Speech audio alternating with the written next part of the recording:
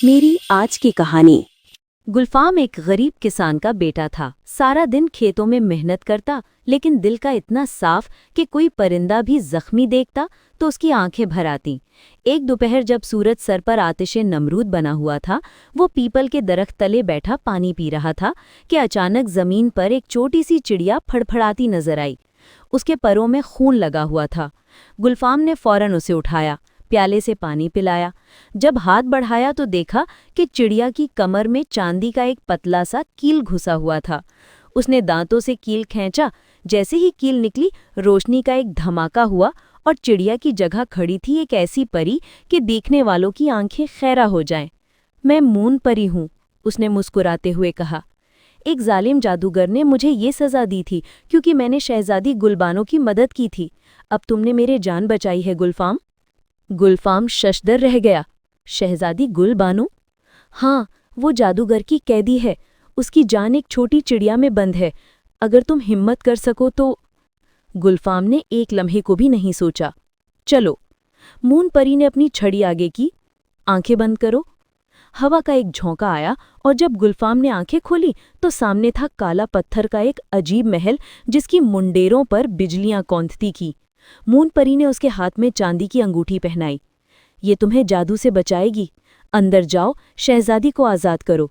और वो पिंजरा जिसमें चिड़िया है, वो जादूगर की जान है।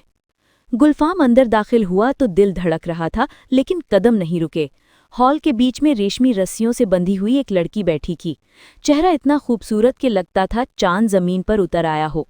आंखें खौफ से भरी थीं, मगर जब उसने गुलफाम को देखा तो उम्मीद झलक उठी। तुम कौन? उसने सरगोशी की। तुम्हारी मदद को आया हूं। गुलफाम ने रस्सियां काटी, फिर सीधा उस पिंजरे की तरफ बढ़ा जो हॉल के कोने में लटका था। अंदर एक स्याह चिड़िया बेचैन फड़फड़ा रही थी। हाथ बढ़ाया ही था कि जमीन हिल गई। दीवारों से आग की लपटें निकलने लगीं। अचानक एक खौफनाक साया नमूदार हुआ। जादूगर था। स्याह चोगा, सुर्ख आंखें, हाथ में जलती हुई तस्बीह। छोड़ दो वो चिड़िया, उसकी आवाज थी तो गोया कयामत का ऐलान। गुलफाम ने चिड़िया को सीने से लगा लिया। नहीं। जादूगर ने जादू के तीर चलाए, बिजलियां बरसाईं, मगर अंगूठी की वजह से वो सब गुलफाम के गिर्द पिघलकर बेअसर हो जातीं। जादूगर के चेहरे पर पहली बार खौफ आया। देखो, जो मांगोगे दूंगा। सोना, खजाना, जादू, बस चिड़िया वापस करो। गुलफाम ने गहरी सांस ली, फिर मुट्ठी बंद की।